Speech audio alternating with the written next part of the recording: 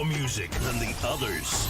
This is Alagad Radio 100.5 FM. Ang tingog sang hinuban. Why nailain pa? Lamiaoy.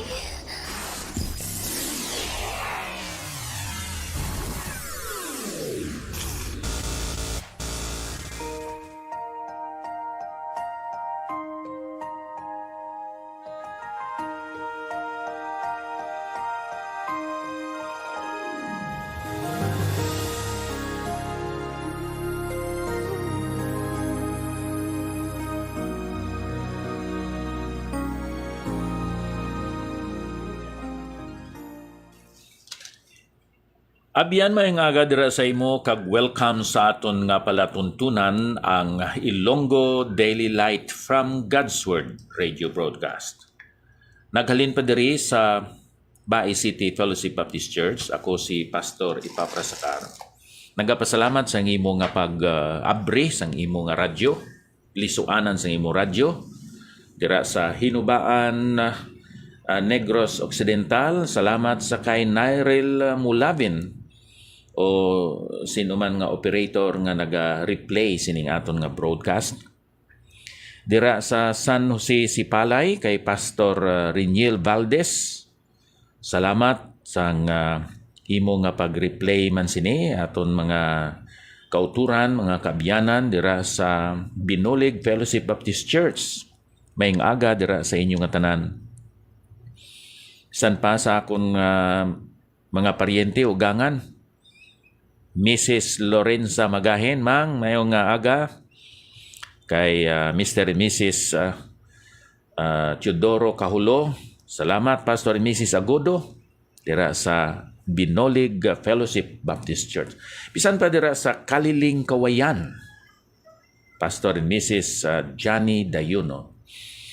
Gilungan, Kawayan, Pastor and Mrs. Esteban Alonsagay. Pagpalig-on, Pastor, ang Ginoo magapakamayo sa imo. Dira sa Daan Banwa Fellowship Baptist Church, kauban ni Pastor Willie Iscanlar and family. Thank you sa inyo mga pag-replay sini. Dira sa Bantayan B, Cabancalan City, sa kay Pastor and Mrs. Arnel Medes. Kagbisan pa dira sa Tapi, Cabancalan City, ang nag-ooperate si Pastor Alden Abilio. Father and son, naga-minister dira sa Tapi. Kagbago lang, ako nakita dire, Pastor Jonifer Arnibal. Si Pastor Arnibal, dira naga-pastor sa Calvary View Baptist Church, Kamingawan, Cabancalan City. Pastor, kamusta? Padamuan ang imo kanta nga Ilonggo kay gina-replay man namon adere. Salamat. Silinya, good morning, Pastor. Gina-replay man ini, abyan, dira sa Canlaon City. Karon wala pa sila nakabalik sa pag-broadcast. Salamat nga ang mayo nga sitwasyon, location gid sang istasyonan sang radyo dira sa Bantayan B kay maka-reach sa Ilog, sa Kawayan, maka-reach man sa Cabancalan, sa Mabinay, sa Bais, sa Bayawan, part sa Tanhay. Padayon Pastor Arnel Medes. Kag dira manggali sa Mulubulo, Kawayan. Gina-replay man ini kaupod ni Pastor Catanos, Silverio Catanos. Ang Ginoo magapakamayo sa sining aton mga handom kag tinguha nga nagapanggas sang binhi sang maayong balita sa mga tagipusoon sa mga tao. Now, padayonon naton abyan ini balang pagka mapasalamaton. In everything give thanks, for this is the will of God in Christ Jesus concerning you.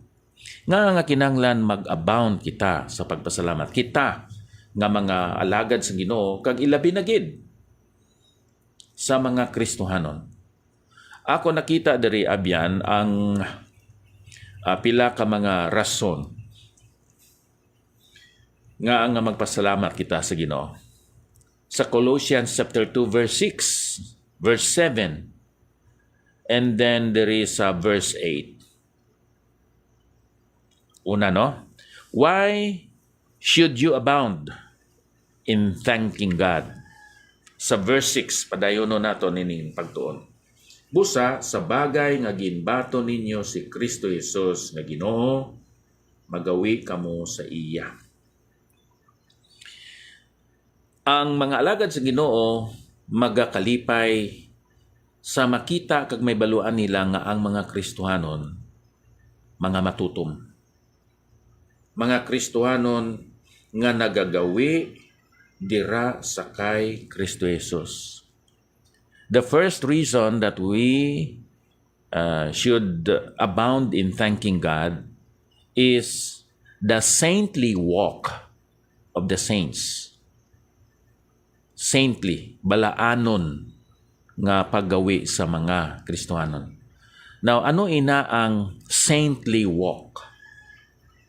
Balaan nga paggawi, paglakat sa mga Kristohanon. Amo ni.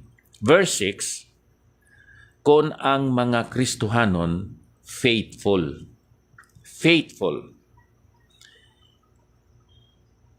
Ang isa ka commentator nagsiling, kung kita nakabati sang pulong sa Ginoo, ang una gid nga maayo nga resulta amo ni nga kita makaangkon sang faith. Now, kung nakaangkon kita sang faith sa kay Kristo Jesus, mahimo kita nga Kristohanon, karon kung maggawi kita nga mga magmatutom, mahimo na kita nga faithful. Full meaning puno. Puno kita sang pagsalig o kung pagtuo dira sa kay Kristo Jesus. So, amo ini. Ang salvation nagakinhanglan sang faith. Ang pag-alagad sa Ginoo nagakinhanglan sang faithfulness. So, kinahanglan nga mag-faithful ang mga Kristohanon kay nagahatag ini sang kasidla, kaligon, no? Excitement sa mga alagad sa Ginoo nga magpadayon man sila sa pag-alagad sa Ginoo. Isa ini sa mga contributing factors nga nagapadayon sa pag-alagad ang mga pastor dira sa Ginoo kon ang mga Kristohanon nangin faithful. So saints or Christians who are faithful. Number 2, dira sa verse 7 nga nagapanggamot kag natukod sa iya kag napalig-on sa pagtuo subong sang gintudlo sa inyo nga nagabugana sa pagpasalamat. Mangin mapasalamaton ang mga Kristohanon nga alagad sang Dios kon ang mga saints are faithful kag tungod sining pulong bala nga gintudlo sa inyo akon ginkilala diri nga ang mga Kristohanon, hindi lang sila tawgon nga saints, tawgon man sila nga students. Students who are stable, malig-on nga mga estudyante. Gingamit diri ang metaphor, duha, agricultural term, rooted, nagapanggamot. Sang una may nakita ko nga talisay, nubo kaayo, siguro mga 1.5 foot ang katason. Gamay lang nga talisay tree.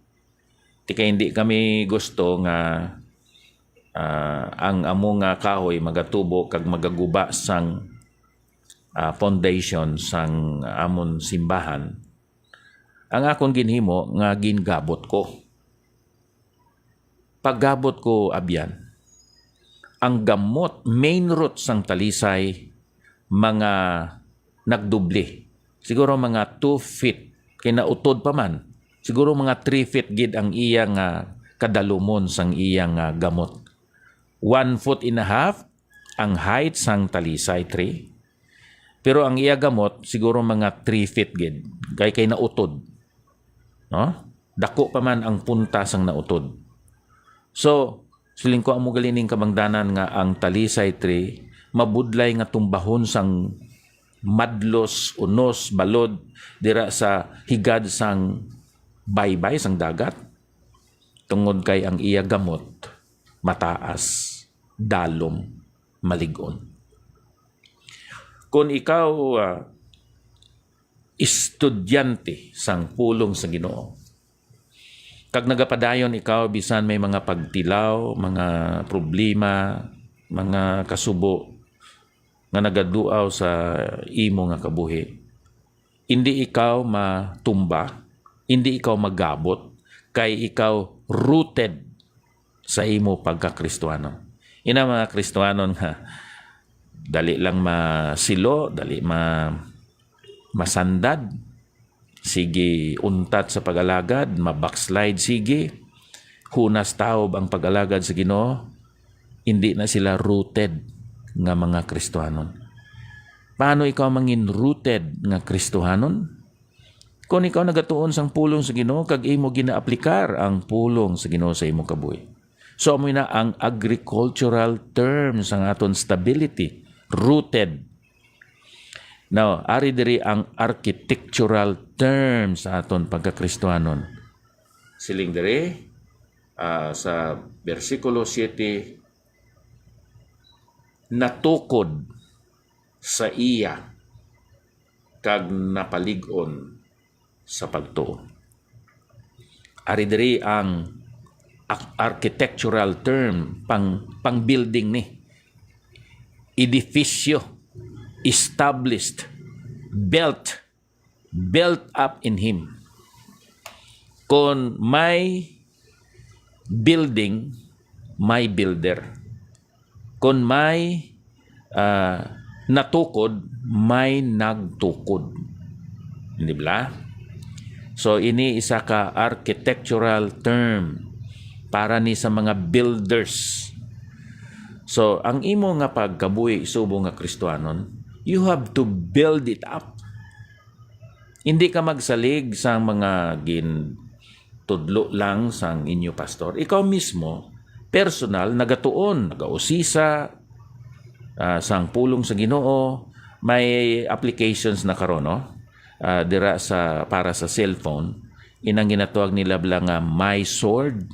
Ipasulod nimo na sa imo cellphone, nagawali inyo pastor, makita nimo dira kung ano na ang word sa original, sa Greek or sa Hebrew, kag magin malapad ang imo nga paghangop sang minsay nga ginadeliver sang inyo pastor. Amo ina nga estudyante ikaw nga stable, established. Kag nga tungod sina ikaw mangin kabangdanan sang pagpasalamat sa mga alagad sa Ginoo. Saints who are faithful, students who are stable. Ikatatlo, ato nakita diri sa bersikulo 7 sa gihapon, nga nagapanggamot kag natukod kag napalig-on sa pagtuo subong sang gintudlo sa inyo nga nagabugana sa pagpasalamat. O ari diri amo ni sila nga nahimo na sila nga mga alagad nga mapasalamaton, servants who are grateful, mapasalamaton sa Ginoo. So may isugo exhortation si Pablo sa mga Kristiyanon sa Tesalonica. In everything give thanks, for this is the will of God in Christ Jesus concerning you. Everything, every situation you can thank God. Na utod imo tudlo, makapasalamat ka sa Ginoo. Although this is a humorous way of teaching you, pasalamat ka sa Ginoo nga tudlo mo lang ang nautod, hindi ang imo kamot, di ba? Kung nautod ang imo kamot, salamat sa Ginoo nga wala ka napatay. You can still thank God in every situation, for this is the will of God in Christ Jesus concerning you. Kung ang imo paryente na patay, ano ang mapasalamatan nimo? Pasalamatan nimo ang Ginoo tungod kay ang imo paryente nga napatay Kristyan. Pasalamat ka sa Ginoo, hindi man ni sila nga dinalok, no? Nga kay napatay na siya, tigulang naman siya, ang imo panahon magamit nimo sa lain nga mga sitwasyon kag katungdanan. Mangin matutom ka na sa Ginoo kay wala na sang tao nga imo ginabantayan, no? Makapasalamat ka sa tanan nga sitwasyon sa imo kabuhi. Ang imo bata nakasala, ti pasalamat ka sa Ginoo nga wala siya mapriso, o nakarealize siya nga sayop, sala siya. In everything, in every situation, you can still thank God. Wala ka kapasar sa board examination, pasalamat ka gyapon. Pasalamat ka gihapon tungod kay hindi ka pareho sang iban nga wala ka pasar sa board examination nag-commit suicide. Basikon paagi na sa Ginoo nga ikaw makapadayon man sa pagpangalagad sa iya. So in everything give thanks, for this is the will of God in Christ Jesus concerning you. Servants who are grateful. And then there is a verse 8, akong basaw, no? Andam kamo nga walay maglimbong sa inyo paagi sa filosofiya kag daya nga walay pulos. Suno sa tawhanon nga pinalaton-laton nga sugid, suno sa naunagid nga pagtulunan sang kalibutan kag indi suno kay Kristo. Kinahanglan subo nga mga Kristiyano na amoy ni ang aton nga mga paglaragway sa aton kaugalingon, kita mga sons of God, mga saints of God, mga students of God's Word, mga servants of the Lord, kag kita man mga soldiers of the Lord. Mga soldado kita ni Kristo. Mga soldado nga nagabantay, careful, soldiers who are careful. I don't know kung matuod ning istorya sa akon kasilingan sa nguna. Soldado siya. Sige kuno sila tanaw sang comics sa lakat sila, nagasakay sa 6x6 sa ila operation. Katanaw comics. So, sang may lupok, kay ambusan sila, ang iya nga nadala, ang comics, hindi ang iya Armalite. Istorya laman na niya. Siguro hindi gito tuod. Pero amo nibla, subo nga soldier of Christ, let us be careful. Magbantay kita. Tanaw naton ang mga priorities sa aton kabuhi, sa aton pagpakig-away, batok sa sayop. Sa sayop nga mga katudluanan o kon mga doktrina. Kadalom siniabyan sining verse 8, no? Madamo subong sa mga pagtudlo sa ginatawag Christendom nga ang ila presentation sang mga doktrina ginbase sa philosophy. Sa philosophy. At the back of their heads, gatudlo sila sang pulong sa Ginoo, pero filosofiya ang scaffolding, kung sa aton pa ang dalamba. Filosofiya ang gingamit, ginsakyan agod nga itudlo ang pulong sa Ginoo.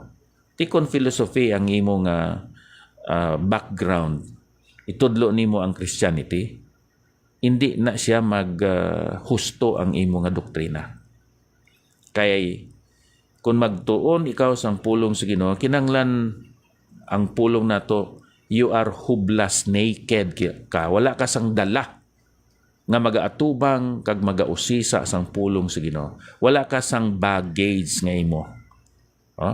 sa imo nga pagtuon sang pulong sa Ginoo. Amo ining isa sa mga kabangdanan nga ginsulat ining Colossians para isawayon, no, sabdungon ang mga Kristohanon o kon ang mga sayop nga mga manugtudlo kay pasulod nila ang Gnosticism nga ang matter evil. Ti karon si Jesus Christ nagsulob man siya sa unod kag dugo. So kun amo si Jesus evil. So ang ila pagtudlo si Jesus wala gid siya sang lawas. Daw fantasma lang siya. Silhouette lang siya. Pero siling ni Juan gani, amon gin nakita, amon gin uyatan, amon nakaptan ang word of life kag gina-refer niya ina sa kay Ginoong Hesukristo. Subo nga kita nagapakig-away batok sa sayo. Kinanglan careful kita sa aton nga pagtuon kag pagtudlo sang pulong sa Ginoo. Kon ang mga Kristohanon, mga faithful, when the Christians are saints, are faithful, kung ang mga students are stable, kung ang mga servants are grateful, kung ang mga soldiers are careful, nagahatag ini sang kalipay, encouragement sa mga alagad sa Ginoo. So I hope you are a saint who is faithful. You are a student who is stable. You are a servant who is grateful. And you are a soldier of Christ who is careful. Diyos nga balan, madamo gid nga salamat sa imo nga pagtudlo sa amon sini nga mga kamatuoran. Nga once amon ini igakabuhi mangin means kami nga magmapasalamaton ang imo mga katawan, labi na gid ang imo mga alagad. Sa ngalan ni Ginoong Hesus. Amen. Okay, Brother Nyrel, hasta lang ako diri kay mag-greet ako sa akon mga viewers diri sa Facebook Live. Thank you. Karon diri kita sa aton nga mga viewers no sa diri sa Facebook. Akon pangitaon ining aton mga abyan nga naga send sa ilang mga comments. Salamat kid sa inyo nga pag sunod sining aton nga programa no. Okay? Akon nga pag pangamusta una diri sa kay Brother Cleofe Mulaven. Salamat. Pastor Jonifer Arnibal, mayugid pastor kabay pa kay ginagamit naman ang ginarekordan sa studio o sa radio pero ginamat-amat lang ang hiligay nun. Okay. Salamat. Mikaela Bakang, maing aga pastor, salamat sa pulong sa Ginoo. Pastor Akar, maing aga, salamat gid sa Ginoo sa bagong kabuhi kag adlaw man sa pulong niya kapadayon pagbantala FB Live Radio Ministry. Eleher Martyris Grace, good morning pastor. Vilma de Vera, salamat sang inyong nga pag tanaw diri sa aton nga Facebook.